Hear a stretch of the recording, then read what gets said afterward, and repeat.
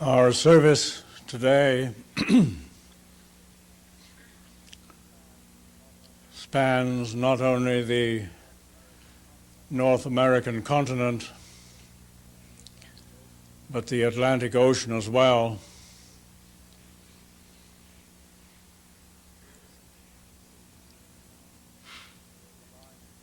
There is a line of connection between all of us here in the chapel at 100 Mile House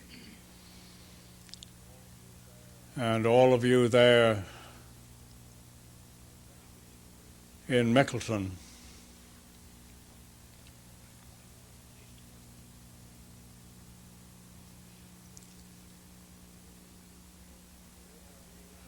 There is indeed a cord of connection symbolized by the telephone line.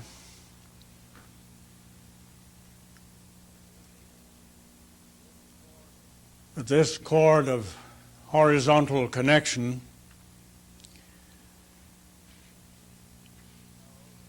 which we know this evening and this morning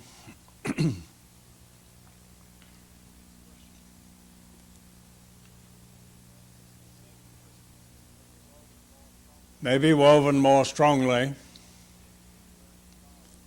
during this hour, but the fact that it exists at all is consequent upon the cord of vertical connection.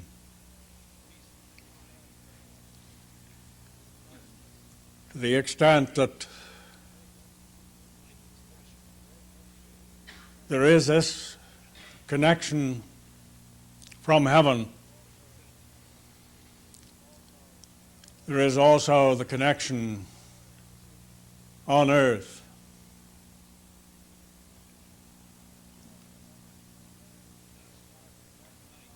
Such connections on earth are impossible.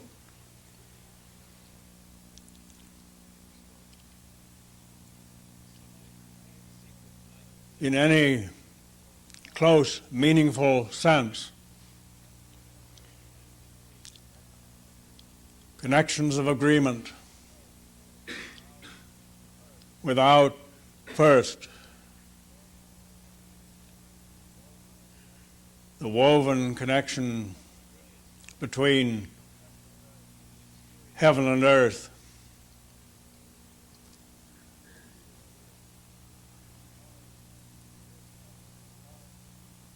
Because there is such a connection in our own experience, a heavenly connection, we delight also in the earthly connection. Indeed, we are most thankful to be privileged to share this hour in these two locations.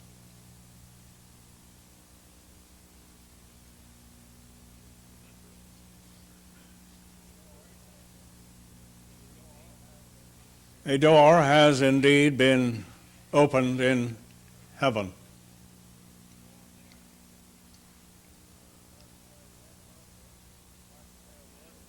I would like to say a word about this in connection with a name, Emissaries of Divine Light, or in abbreviated form, EDL.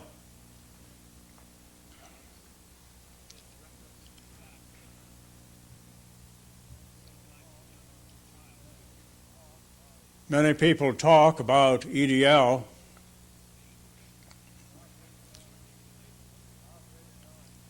without really knowing what they are talking about.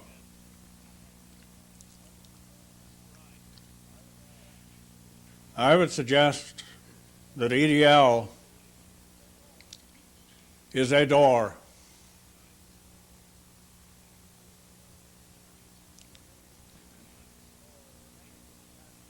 There are many fancy doors to great buildings in the earth.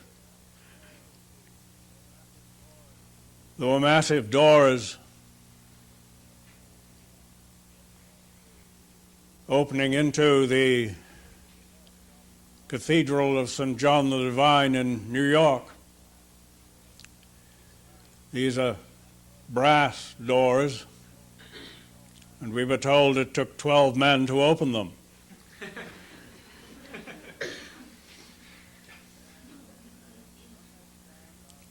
One may stand outside the cathedral and look at the doors.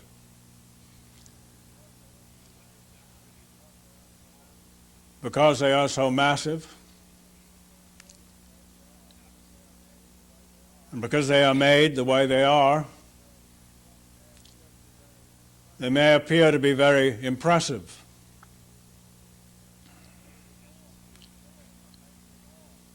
One may be in awe of the door.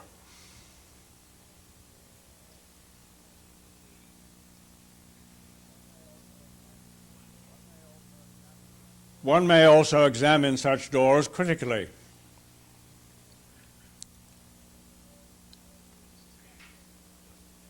There are those who maybe think they should have been designed some other way. I'm still speaking about those massive cathedral doors. But if we turn to EDL and recognize that here is a door,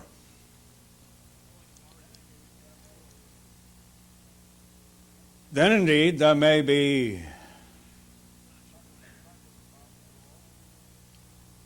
something impressive about the door, or there may be those things to which observers may take exception.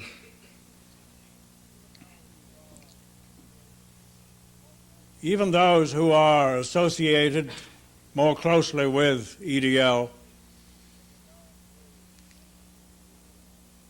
have been known to assume a critical attitude toward the door.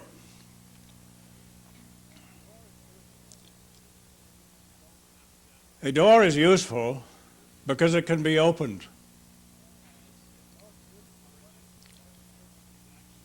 It is most useful when it is scarcely visible. One can then move easily in and out through the doorway, which was previously blocked by the door.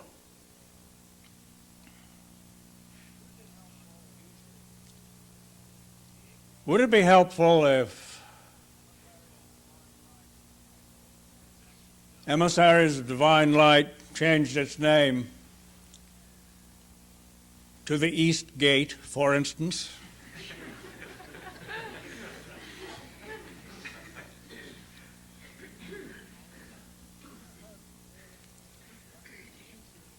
If a person really begins to recognize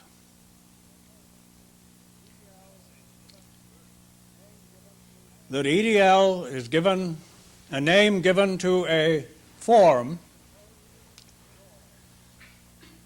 which composes a door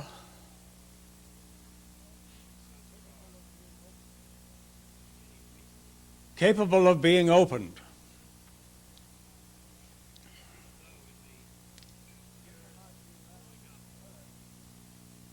then there might be less concern about the design of the door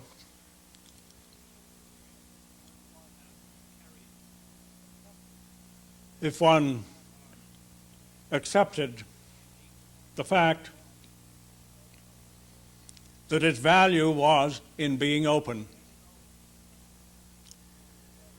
And when it is open, it is scarcely visible at all.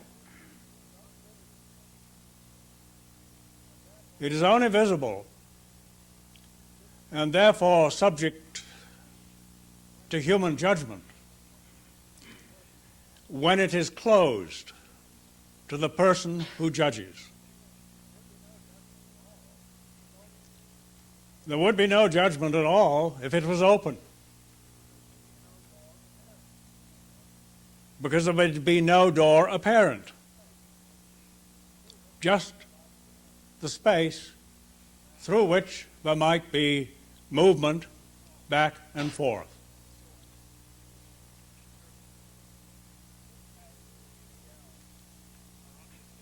This name, EDL, given to a form, is something like our names. We all have names which identify our forms. We are accustomed to looking at one another in terms of those names. And in times past, I'm sure it is not so out front as it used to be.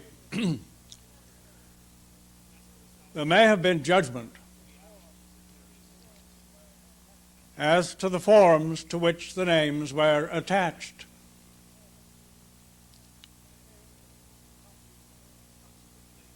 It seems that some people like their names, some people don't. I'm speaking of first names now, given names. We were all given names before we had any input in the matter. And so it seems reasonable that there could be like and dislike with respect to this. But most of us have grown accustomed to our names, and accept them. Some, of course, change them or prefer nicknames. But here is identification of a form. Just as EDL is identification of a form. We are well aware that there is more to us as individuals than the form. More to us than our names. The same is true of the form and the name EDL.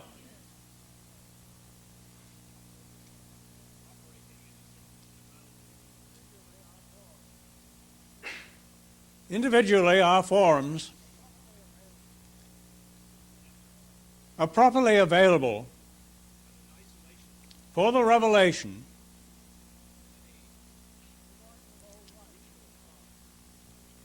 of what is called light.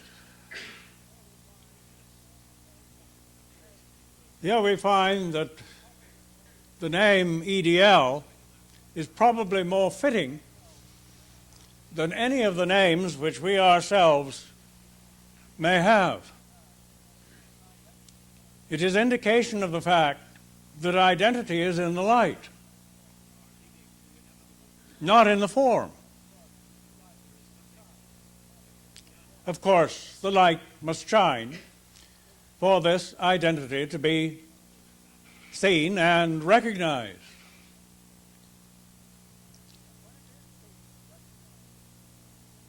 But when it is seen and recognized, it is indication of the fact that the door is open, so that the personal name, or EDL as the case may be, is no longer so prominent. Only those who see EDL as a closed door fuss about it.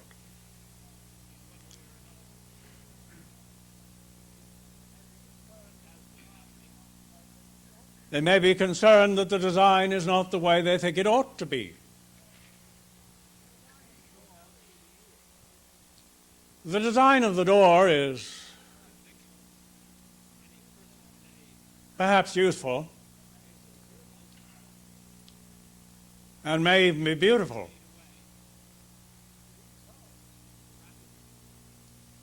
But even so, the use and the beauty pale into insignificance when the door is opened.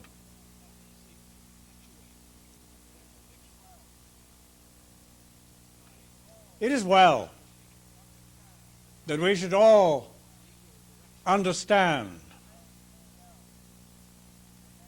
that the name EDL is the name of a door. A door which may be opened if one is willing that it should be. If one is stuck with examining the door and making assumptions that it should be some other way than it is, what a waste of time. Why not just let the door be opened? Then the value may begin to be appreciated and understood. As long as it is closed, it is nothing but a door, blocking the way. But one maintains that block by one's judgment of the appearance. Now this we see also as it relates to each individual. Each person is a door. Your given name identifies the door. It doesn't identify what would be apparent if the door was open. We have been concerned to allow these doors to be opened individually. When this occurs for oneself, there is understanding with respect to the door called EDL, because that is open then also. One cannot pry open EDL. One can allow one's own door to be opened, in which case the door of EDL is open too. Usually, people approach the door of EDL imagining that they have to get that one open. But the first one to open relates to oneself. Unless one's own door, one's own form with a name is opened. The door of EDL is not open to oneself. One can't make it open. One can't examine EDL. One can't examine the door and imagine that that would be sufficient. Well, I suppose one could imagine that that would be sufficient, but it isn't, because the purpose of the door is to be opened. However, the first door to be opened relates to oneself. It may be that the design on the door of EDL will give some clues as to how one's own door may be opened. That, after all, has been the the suggestion all along, hasn't it?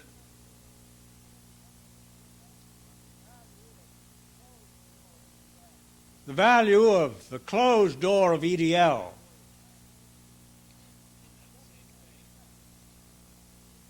is just to the extent that the design on the door encourages one's own willingness to let oneself be opened. And when that happens, lo and behold, EDL is open and is no longer a subject for judgment.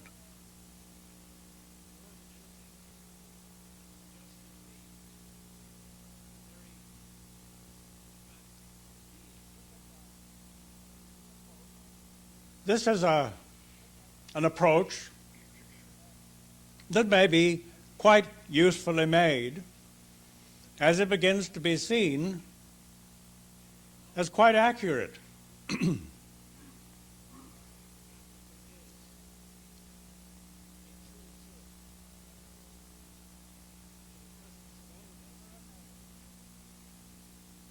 So there are names. We all have them.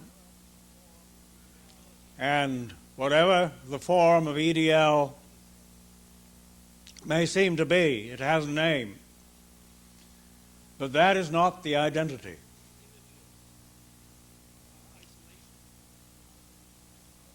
None of us, by repeating our own names, can come to an awareness of our own true identity.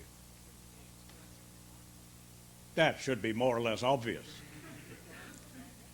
Because it isn't the name of our true identity. It's the name of the form, which needs to be opened in order to discover what the true identity is. The opening of the door lets the light shine.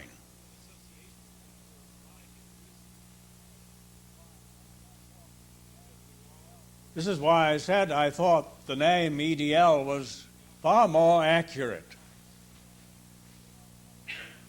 than any of the names which we ourselves have in revealing the truth of the matter, because the identity is in the light. Unless the light shines, one cannot experience one's own true identity, which, as we well know, is found in heaven. It isn't discoverable on earth by examining the earth. It isn't discoverable by looking into our psychological character, for instance. It isn't discoverable by examining our physical forms. Our physical forms are a door which must be opened by the shining of the light.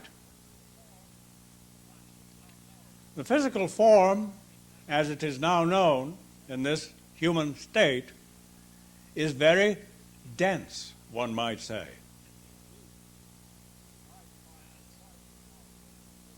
The light finds quite a job getting through. Sometimes there are those who are spoken of as having a glow of health.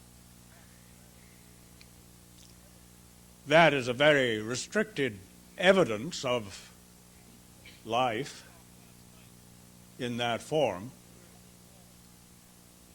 But there is something much more than is presently conceivable to the human mind. Now, the human mind is the means by which the light may shine. We have spoken of Lucifer, the light bearer. The transparent mind allows the already existing angelic light to shine through.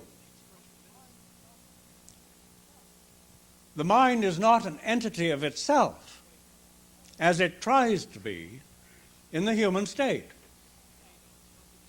Trying to be an entity of itself, it becomes Satan. It lands up in darkness. The state of the human mind in the peoples of the world as we now know it is darkened. The light is still present, we're still alive, but the light shineth in the darkness comprehendeth it not.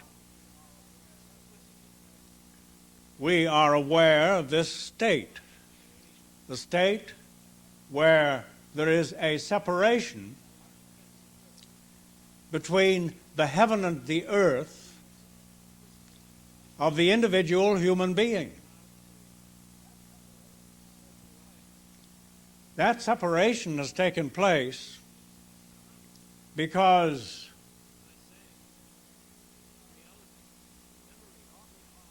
Satan, the darkened mind,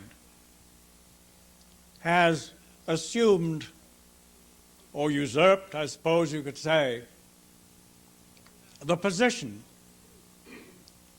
of the true identity. The true identity, which isn't Lucifer, but is revealed by the fact of Lucifer's presence. Because Lucifer is the light bearer, the identity bearer. It makes possible the experience of the true identity.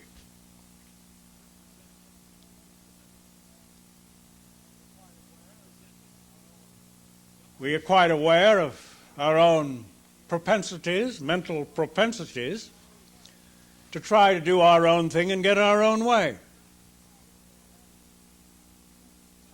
We've examined manifold aspects related to this endeavor in order to recognize the fact that this is the state of affairs.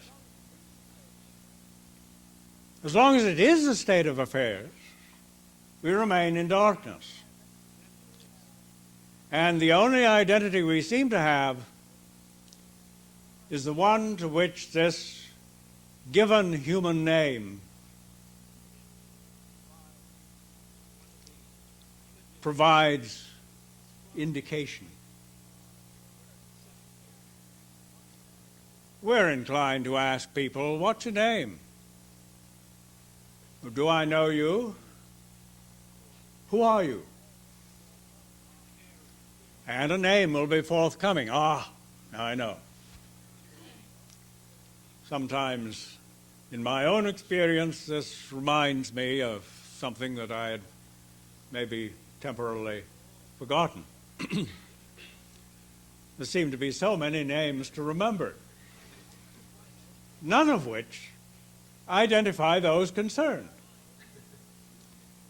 However, I suppose there's a certain usefulness to it, as there has been a usefulness to the name EDL.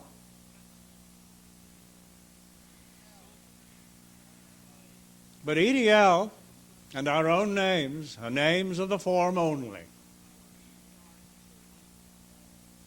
They do not reveal the identity.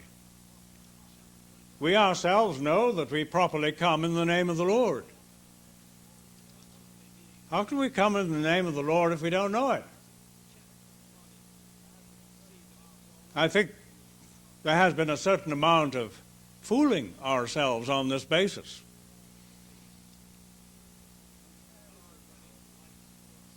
We could say of ourselves, I am the door. Just as we may say of EDL, I am the door. The closed door is of little value. But when the door is opened, the door itself recedes into the background. And all that is seen is what emerges by reason of the open door. And that emergence is light. In light is the truth of each one. What a very practical suggestion. Let your light so shine. That simply means allow Lucifer to be restored so that the light of true being may shine forth. And when it does, there is the identity, and it is known. It doesn't mean that, humanly speaking, we drop our names, our human names, and pick up another one. It simply means that we are identifiable by the light which is shining. Is this not the way that emissaries of divine light are aware of each other? We discover that we have friends all over the face of the earth. We may never have met them before, but when we do, we know. Why is that? Simply because there is at least some measure of light shining.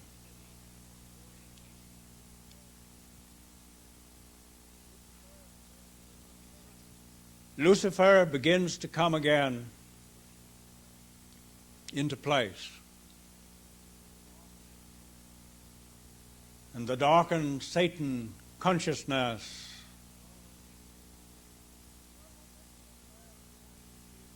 while one may be aware of the fact of it, carries little or no more weight.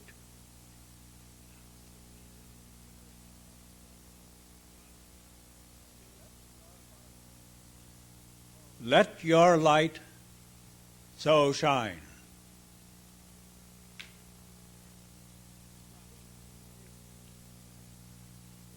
It is spiritual light, we might say, in which case it probably seems to be incomprehensible light.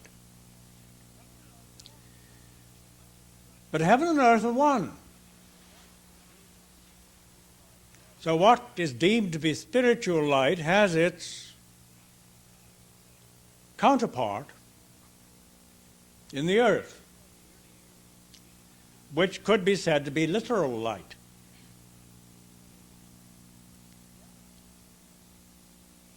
The evidence of man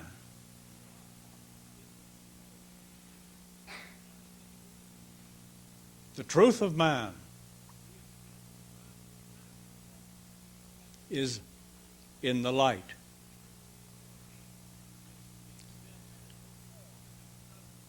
This physical form is something of a burden, isn't it? We have to lug it around. Some of us are more sprightly than others, more agile. But it becomes a more evident burden as one grows older. It's a heavy load of flesh to pack around.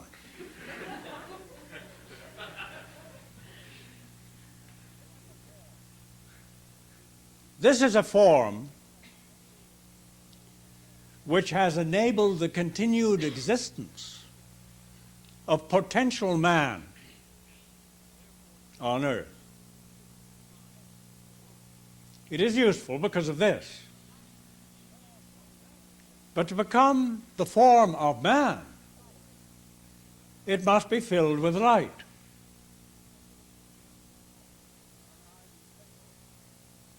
If thine eye be single, thy whole body shall be filled with light.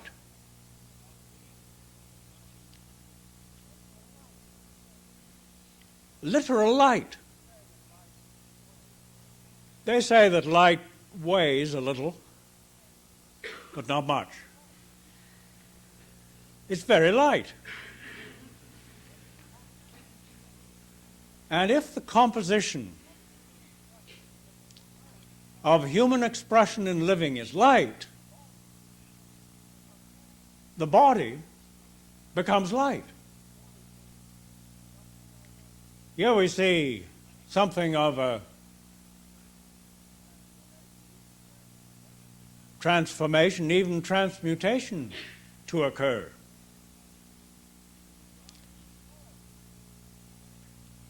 However, man is more than one person. Even from the standpoint of the beginning of things, it turned out to be Adam and Eve, two, at least.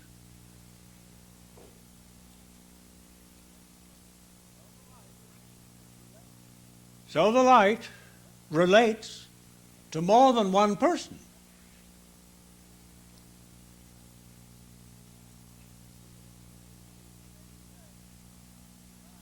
It may be said that man is composed of a body of individuals.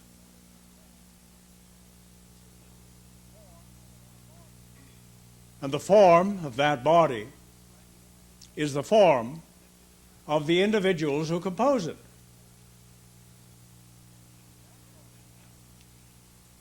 That body is properly the light in expression, the radiant light made manifest. Now this is something very different to this heavy clod of flesh.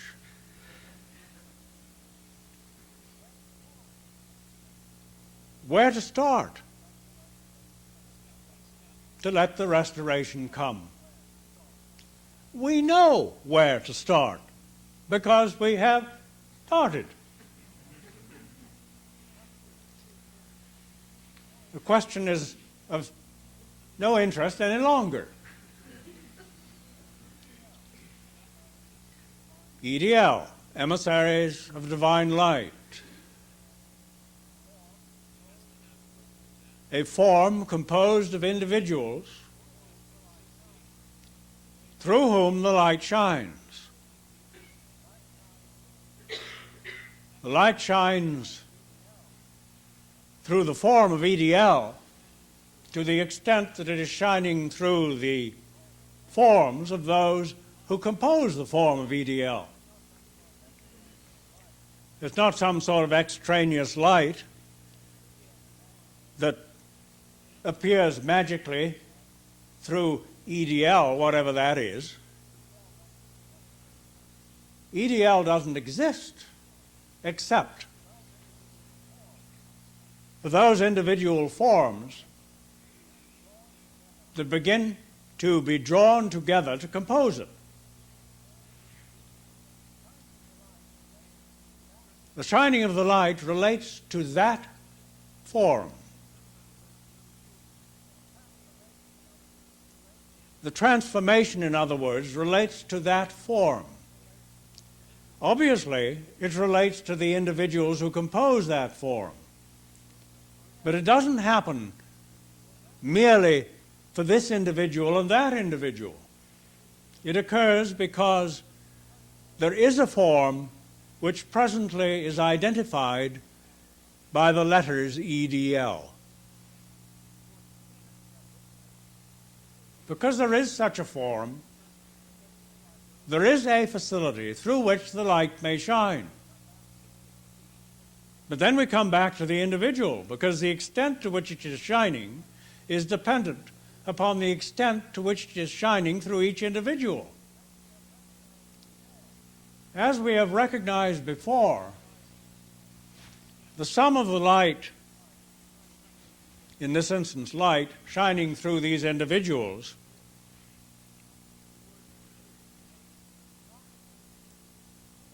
is not the total light shining through the form of EDL. It is more than that. We have seen this from the standpoint of putting two people together, a man and a woman, for instance. Each has an ability to reveal and express and radiate the light to whatever extent.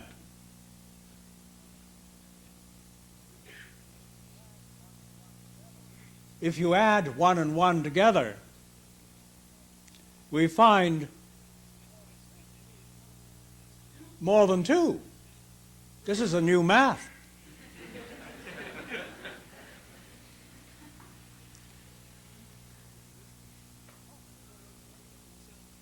Properly, there is at least three. There are the two who are together, and there is the new state that comes because they are together. So one and one make three.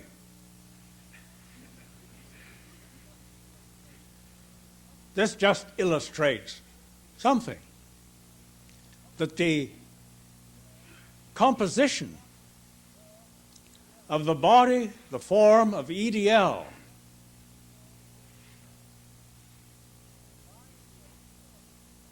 provides a facility which can radiate far more light than the sum of all the lights of the individuals who compose the body of EDL.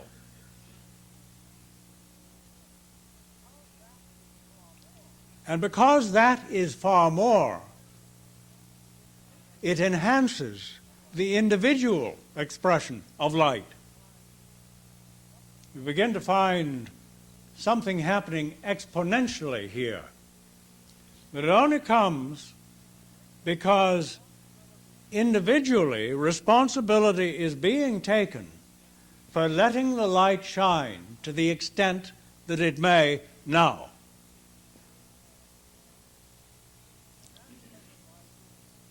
Then that extent of light put together collectively is found to be far more than the mere sum of the individual light.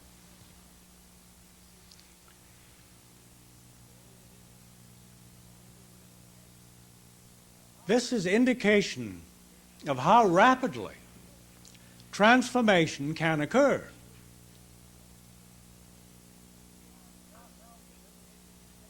We ourselves as individuals simply keep it from occurring if it doesn't occur. We have known the fact of our own individual responsibility. We may see it now in terms of letting the light shine. Now we find that there are variations in the shining of the light.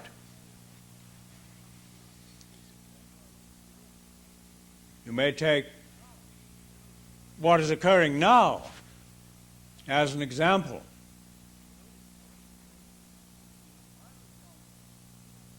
My responsibility is of a particular nature which will permit an intensification of the light to shine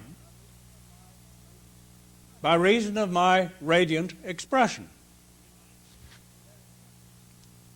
This is very different to what may occur in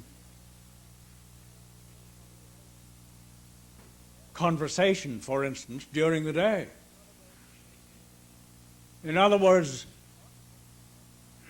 as Yolanda put it one time, you may recall from class, the sun rises and there is day. There is a bright intensity of radiation. For whatever period of time is necessary for that. then the sun sets. But the morning star is still there. In fact, when the sun is shining, the morning star can't be seen. But when the sun sets, the morning star is right there. Lucifer is always on hand, but he's the light bearer. And he doesn't bear a torch, flaming torch, which is always the same intensity. He bears whatever light is necessary in the particular circumstance of the moment. And there is a variation in the intensity of that light. But it is always the same light. It's not some sort of strange, extraneous light coming in on special occasions. On special occasions, a light is going to come from, where would you like it to come from? Jupiter. And there it'll be for us. No, it's the same light, but there are pulsations in the creative process. And it shines with the intensity that is necessary in the moment. At least this is the intent, unless we block it.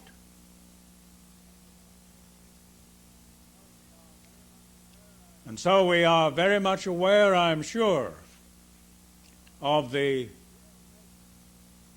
real nature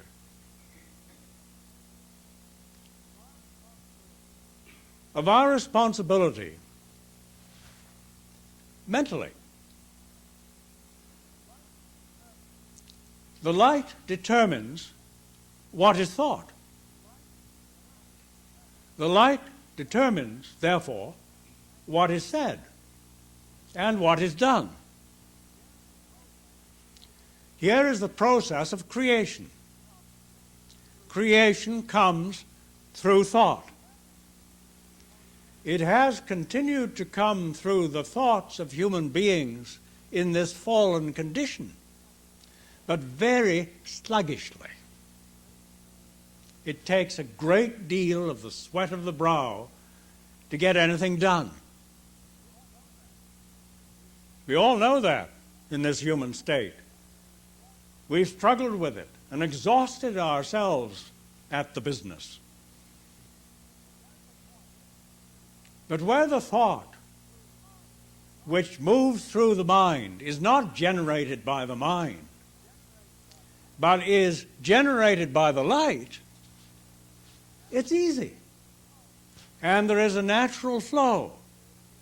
And all creation has occurred within the range of the responsibility of man on this basis. It would be very risky, wouldn't it, if your thoughts during a day, presently, were immediately to take form.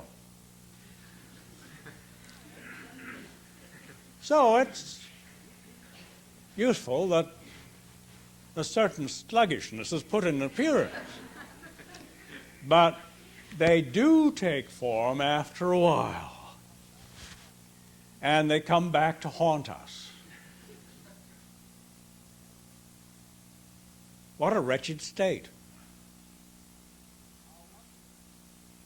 How wonderful to have the mind transparent, so that the light may be born, the fitting light of the moment may be born, the fitting thought of the moment, primarily,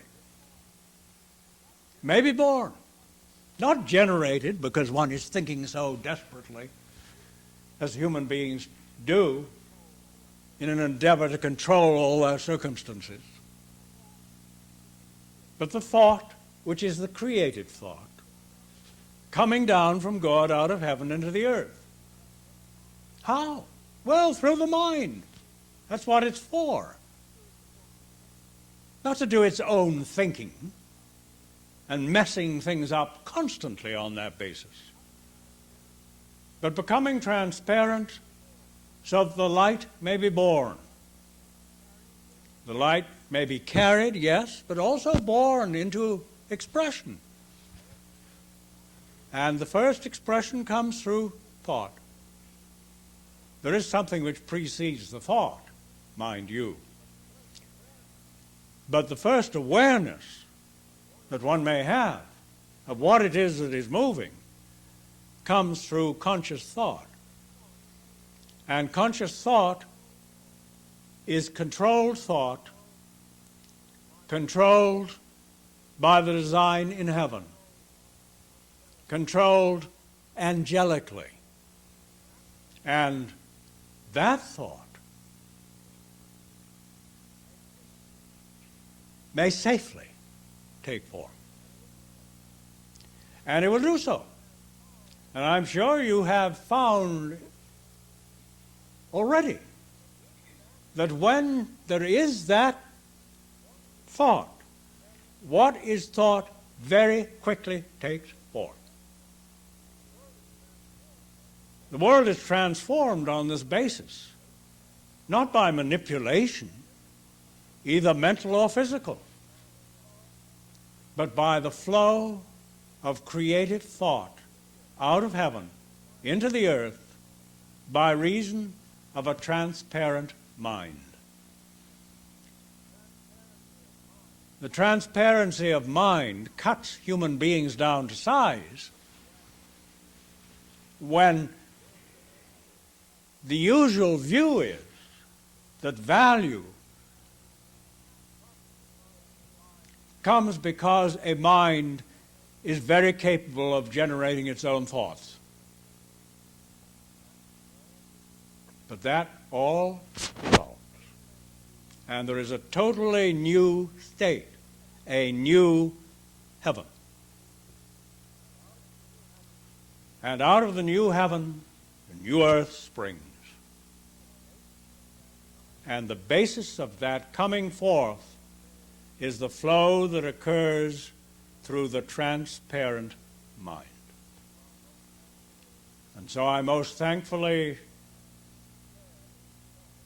share these thoughts with you now, that we may all be willing to let the light shine.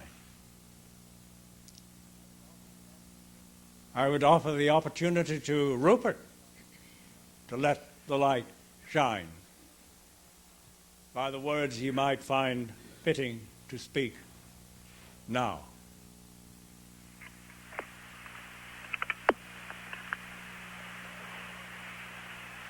Martin, it's a pleasure to participate in the process of truly creative thinking with you. This has been an hour where we've had opportunity to do that by joining you in this process of creative thinking because of the transparency of our own mental equipment, made fully available through our love and appreciation for the spirit that you are, to turn the wheel so that we might, together with you, participate in the creation and allow the differentiation of this one spirit that occurs so naturally thereby. It's a process which is easy and delightful. Light certainly describes it very well. And we know something of the exponential nature of that creative process as together we find a fluidity and an ease in this. I appreciated particularly your words about the open door, and it reminded me very much of what you were discussing last week concerning the wrapping paper. The gift is light, and if we tended to be confused by forms or wrapping paper, this is time to let them go so that together the light may shine ever increasingly more brightly and with greater potency. This is our commission, and it's a joy to share it with you in this particular way this evening and this morning. Thank you very much.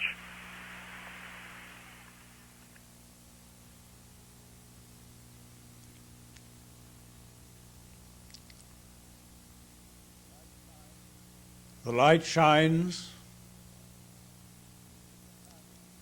and in the shining transforms.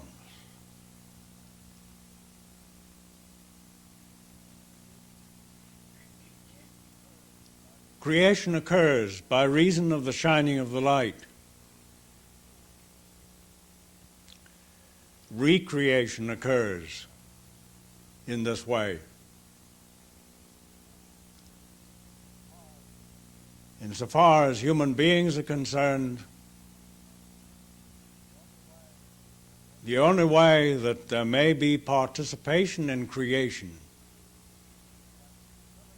is when the facility for the shining of the light is available to that shining. And the facility is the human mind, not merely the conscious mind, but the unconscious mind as well. The light is apparent consciously, and it transforms by reason of the radiation. We are familiar with the process: radiation, response, attraction, union, unified radiation. This is a mental description of something which happens continuously when the mind is in place to let it do so. There is radiation, and there is consequent transformation. And it is not only what may be deemed to be spiritual light, but it is literal light also. When the light shines, the flesh is revealing of it and is transformed by it. But as we have recognized in our consideration this morning, it is not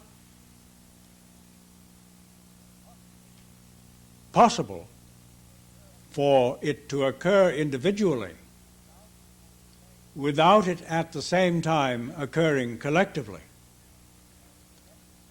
And the collective shining of the light is what clarifies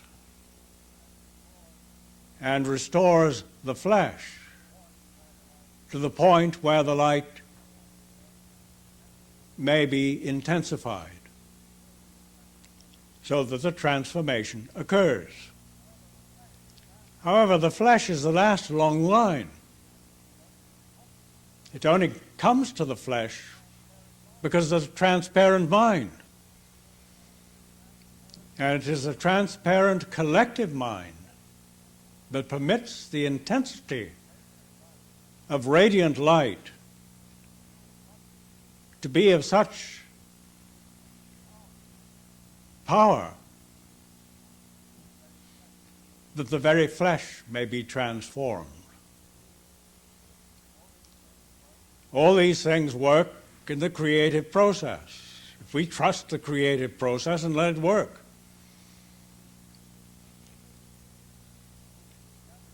Moving together in the assumption of individual responsibility for the light,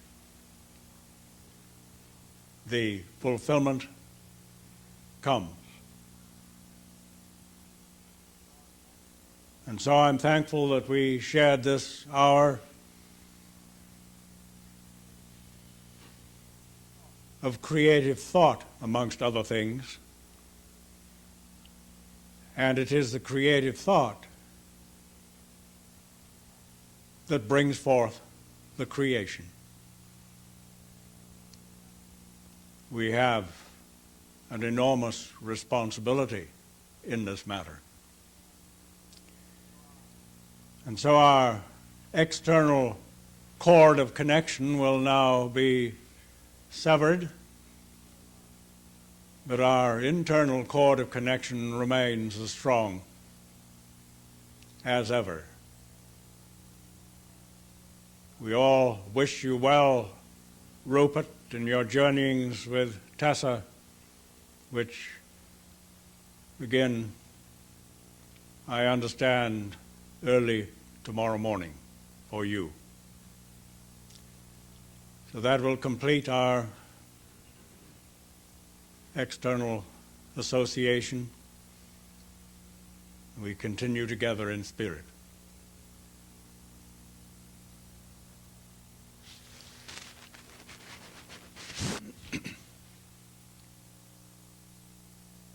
Will perhaps be